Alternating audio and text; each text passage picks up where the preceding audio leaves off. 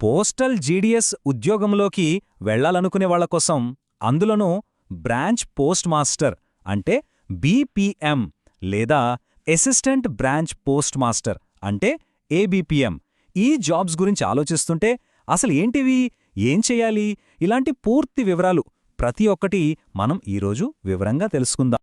అయితే అందరి మదిలో మెదిలే మొదటి ప్రశ్న ఇదే కదా, బీపీఎం, ఏబీపీఎం జాబ్స్ అంటే అసలు ఏంటి, వాటి పూర్తి డీటెయిల్స్ ఏంటి? ఒకవేళ ఈ గవర్నమెంట్ జాబ్స్ కోసం ప్రయత్నిస్తున్నట్లయితే ఈ ప్రశ్నలకు సమాధానాలు మనం ఇక్కడే క్లియర్గా తెలుసుకుందాం. సరే, ఈరోజు మనం డిస్కస్ చేయబోయేవి ముఖ్యంగా 5 పాయింట్లు. ఫస్ట్, బీపీఎం ఇంకా ఏబీపీఎం అంటే ఏంటో ఒక పరిచయం. ఆ తర్వాత వాళ్ల డ్యూటీస్ అండ్ రెస్పాన్సిబిలిటీస్ ఏంటో చూద్దాం. నెక్స్ట్, చాలా ఇంపార్టెంట్, జీతం, వర్కింగ్ అవర్స్ ఎలా ఉంటాయి, అలాగే కెరియర్ గ్రోత్, ప్రమోషన్స్ సంగతేంటి. ఇక ఫైనల్గా ఈ ఉద్యోగంలో ఉండే ప్లస్సులు, మైనస్లు ఏంటో కూడా క్లియర్గా మాట్లాడుకుందాం. ఓకే, ఇక మొదటి టాపిక్లోకి వెళ్ళిపోదాం. బీపీఎం, ఏబీపీఎం గురించి తెలుసుకునే ముందు అసలు జీడీఎస్ అంటే ఏంటో అర్థం చేసుకోవాలి. అదేనండి, గ్రామీణ డాక్ సేవక్. దాని బేసిక్స్ ఏంటో చూద్దాం. గ్రామీణ డాక్ సేవక్, మనం సింపుల్గా జీడీఎస్ అంటాం కదా. ఇది మన ఇండియన్ పోస్టల్ డిపార్ట్మెంటు ప్రత్యేకంగా పల్లెటూళ్లలో సేవలు అందించడం కోసం క్రియేట్ చేసిన ఒక గవర్నమెంట్ జాబ్ కేటగిరీ. చెప్పాలంటే మన ఊళ్లలో పోస్టల్ వ్యవస్థ నడవడానికి వీళ్లే మూలస్తంభాలన్నమాట. ఇక ఈ జీడీఎస్ నోటిఫికేషన్స్లో మనకు ఎక్కువగా కనిపించే 2 ముఖ్యమైన పోస్టులుంటాయి.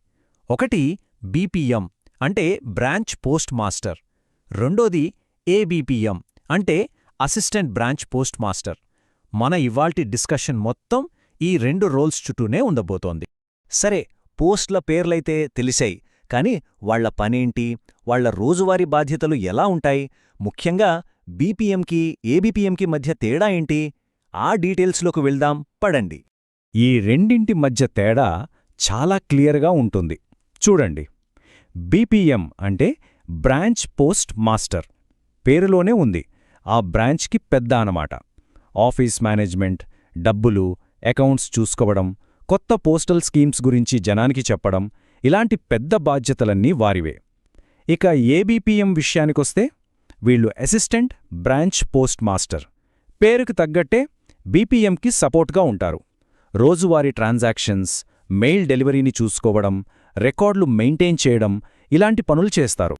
అంటే సింపుల్గా చెప్పాలంటే బీపీఎం జాబ్ అనేది 100% ఆఫీస్లోనే ఉంటుంది. వాళ్లు బయటకు వెళ్లాల్సిన పని ఉండదు. కాని ఏబీపీఎం అలా కాదు, వాళ్ల పనిలో కొంచెం ఫీల్డ్ వర్క్ కూడా ఉంటుంది. అంటే మెయిల్ డెలివరీ సరిగ్గా జరుగుతోందో లేదో పర్యవేక్షించడానికి బయటకు వెళ్లాల్సుంటుంది.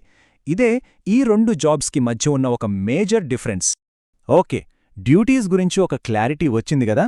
ఇప్పుడు అందరూ ఎంతో ఆసక్తిగా ఎదురుచూసే టాపిక్, అదే జీతం ఇంకా పని గంటలు. అసలు శాలరీ ఎంతొస్తుంది, రోజుకి ఎన్ని గంటలు పనిచేయాలి, ఆ వివరాలేంటో ఇప్పుడు చూద్దాం. ఈ జీడీఎస్ జాబ్స్లో ఒక పెద్ద ప్లస్ పాయింట్ ఏంటంటే వర్కింగ్ అవర్స్. రోజుకి కేవలం 4-5 గంటలు మాత్రమే పని ఉంటుంది. ఆలోచించండి, మిగిలిన టైంలో హాయిగా పై చదువులు చదువుకోవచ్చు, లేదా ఏదైనా సైడ్ బిజినెస్ అయినా చేసుకోవచ్చు. ఇది చాలా పెద్ద అడ్వాంటేజ్ కదా. అయితే ఇక్కడ శాలరీ స్ట్రక్చర్ కొంచెం డిఫరెంట్గా ఉంటుంది. దాన్ని టీఆర్సీఏ అంటారు. ఫుల్ ఫామ్ ఏంటంటే టైమ్ రిలేటెడ్ కంటిన్యూటీ అలవెన్స్. సింపుల్గా చెప్పాలంటే ఇదొక ఫిక్స్డ్ బేసిక్ పే కాదు, మనం ఎన్ని గంటలైతే పని చేస్తామో ఆ గంటల ఆధారంగా లెక్కించిచ్చే ఒక అలవెన్స్ అన్నమాట. మరి ఆ లెక్కలు ఎలా ఉంటాయో చూద్దాం. ఒక బీపీఎంకి టీఆర్సీఏ సుమారుగా 12,000 రూపాయలుంటుంది. దీనికి మళ్ళీ డియర్నెస్ అలవెన్స్ అంటే డిఏ దాదాపు ఒక 6,000 రూపాయలు కలుస్తోంది. సో మొత్తం మీద నెలకి 18,000 పైనే వస్తోంది. ఇక ఏబీపీఎంకైతే టీఆర్సీఏ 10,000 రూపాయలుంటుంది. దానికి డిఏ కలిపితే వాళ్లకి సుమారుగా 17,000 వరకు జీతం వస్తుంది. అంటే అటూ ఇటుగా చూసుకుంటే బీపీఎంకి ఏపీఎంకి జీతంలో నెలకి దాదాపు 2,000 రూపాయల తేడా ఉంటుంది. బాధ్యతలు ఎక్కువ కాబట్టి జీతం కూడా బీపీఎంకే కొంచెం ఎక్కువగా ఉంటుంది. సరే, జీతం, పని గంటలు ఓకే. మరి ఫ్యూచర్ ఏంటి? కెరియర్ గ్రోత్ ఎలా ఉంటుంది? ప్రమోషన్లొస్తాయా? అసలు జాబ్ సెక్యూరిటీ ఎంతవరకు ఉంటుంది? ఇప్పుడు ఈ లాంగ్ టర్మ్ విషయాల గురించి మాట్లాడుకుందాం. జీడీఎస్ని డిపార్ట్మెంటల్ జాబ్ అంటారు. దీని అర్థమేంటంటే ఇందులో జాబ్ సెక్యూరిటీ 100% ఉంటుంది. రిటైర్మెంట్ వయసైన 65 ఏళ్లొచ్చేంతవరకు ఉద్యోగానికి ఎలాంటి ఇబ్బంది ఉండదు. తీసేస్తారనే భయం అస్సలే ఉండదు. అయితే ఇక్కడ ఒక చాలా ముఖ్యమైన విషయముంది. అదేంటంటే ఈ ఉద్యోగానికి నెల నెలా వచ్చే పెన్షన్ ఉండదు. కానీ రిటైర్ అయ్యేటప్పుడు ఒకేసారి పెద్ద మొత్తంలో సెవరెన్స్ అమౌంట్ అనేది ఇస్తారు. ఇది గుర్తుపెట్టుకోవాలి. ఇక ప్రమోషన్స్ విషయానికొస్తే దానికొక పద్ధతి ఉంది. స్టెప్ 1 కనీసం 5 ఏళ్ల సర్వీస్ పూర్తి చేయాలి. అప్పుడు ప్రమోషన్కి అర్హత వస్తుంది. స్టెప్ 2 డిపార్ట్మెంట్ లోపల ఎగ్జామ్స్ పెడతారు, అవి రాయాలి.